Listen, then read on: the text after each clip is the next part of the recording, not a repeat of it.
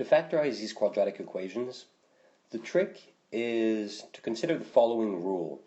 If I gave you a sort of generic quadratic here, x squared plus bx plus c, we're going to have to look for two numbers, which I'll call capital A and capital B, such that a plus b equal to lowercase b. In other words, we're looking for two numbers such that their sum is equal to the b. Similarly, we want to make sure that a times b is equal to c. So we want to make sure that the product of the two numbers we look for is equal to the last number in the quadratic. That's the method. So looking at that first quadratic, we have x squared plus 6x plus 8. Remember, we're looking for two numbers which when we add give us 6 and when we multiply them give us 8. When you can't find the numbers right away, a very quick trick to use is to look at all the factors of the last number here, the only number without an x. So if I look at the factors of 8, those are 1, 2, 4, and 8. Now just looking at these numbers, we can see that if we were to add 2 and 4, we would definitely get 6. And similarly, if we were to multiply 2 and 4, we would get the 8. So that leads us to our answer. We now know that 2 plus 4 is equal to 6, and 2 times 4 is equal to 8.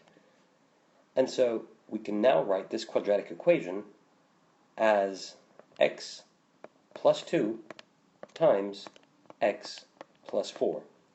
And that will be equal to x squared plus 6x plus 8. And we're done. We have now factorized that first expression. Let's look at our second example. Second example was x squared plus 4x minus 12.